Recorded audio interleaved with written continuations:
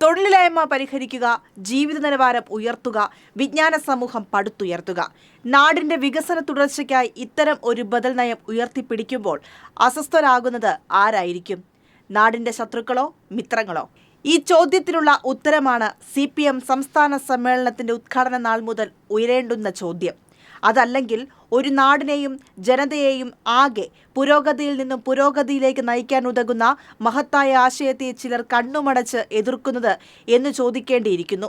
ഒരു രാഷ്ട്രത്തിന്റെ ഫെഡറൽ സംവിധാനത്തിൽ കേന്ദ്രം സംസ്ഥാനങ്ങൾക്ക് കരുത്തു പകരുന്നതിന് പകരം പ്രതികാര ബുദ്ധിയോടെ ഞെരിച്ചമർത്തുമ്പോൾ ആ ജനത നിസ്സഹായതയോടെ നിൽക്കണോ, അതോ അതിജീവിച്ച് മുന്നേറണോ?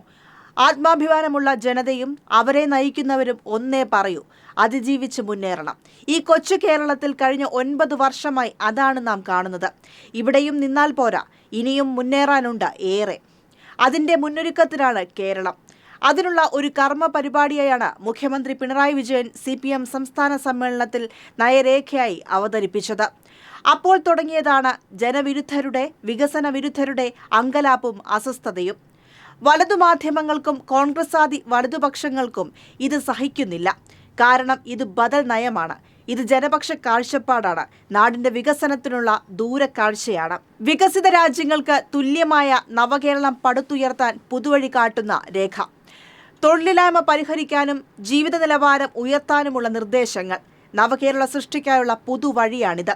ഇതിനെയാണ് ഒരു കൂട്ടർ എതിർക്കുന്നത്.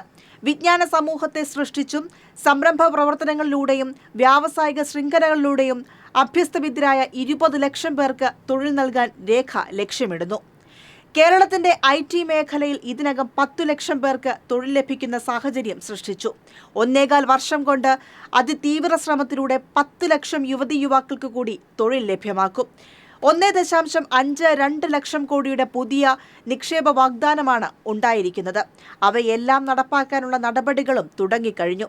വിഴിഞ്ഞം തുറമുഖം, കൊച്ചി കോയമ്പത്തൂർ ഇടനാഴി, IT രംഗത്തെ മുന്നേറ്റം, സംരംഭങ്ങൾ എന്നിവയെല്ലാം വലിയ മാറ്റമുണ്ടാക്കും.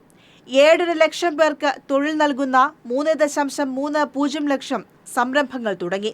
ഇതിനെല്ലാം ആക്കവും വേഗവും കൂട്ടുന്നതാണ് നയരേഖ. ഇതിന് വിഭവ സമാഹരണവും ആവശ്യമാണ്.